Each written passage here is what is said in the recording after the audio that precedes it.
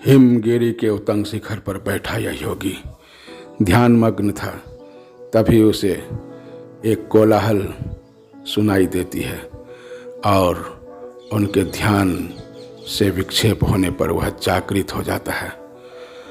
वह विचार करता है कि अब हम हिमालय से नीचे उतरेंगे और कुछ ही समय में वह हिमालय से नीचे उतरने लगता है।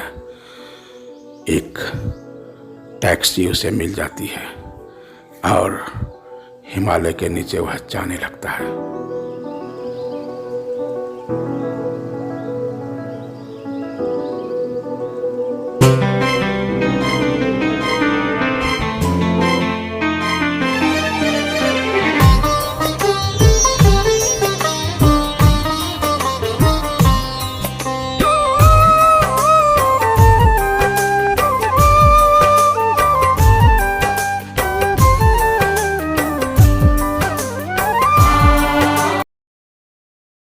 पथरीली राहों का वह पथिक जो कुछ समय पहले समाधि में था, अब एक अनजान राह पर, हिमालय के उस राह पर चल रहा है जहाँ संसार की अनेक परिकल्पनाएं जहाँ अग्रसर होती है।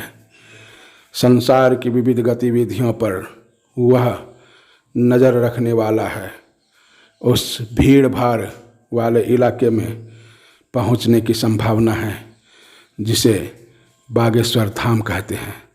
जी हाँ, वह पवित्र आत्मा, वह महात्मा हिमालय से चलता हुआ आखिरकार एक दिन बागेश्वर धाम की भीड़ में पहुंच ही गया।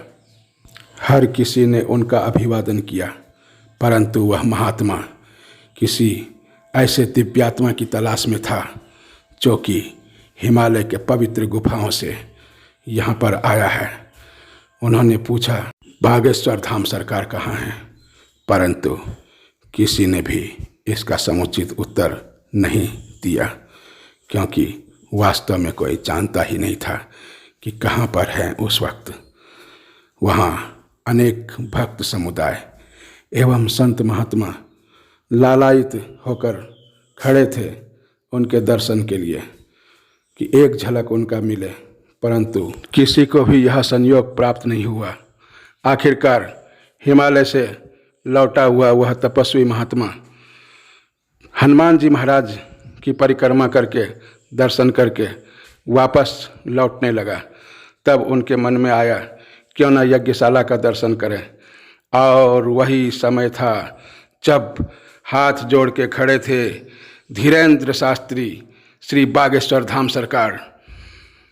उन्होंने पूछा, आप कहाँ से आए?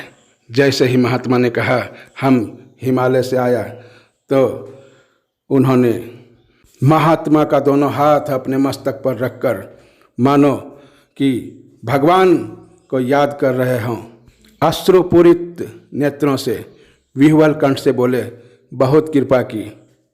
और अपने सेवकों को बुलाकर बोले कि जाओ, इस महात्मा को ले जाओ और अच्छी प्रकार सेवा करो, समुचित व्यवस्था करना।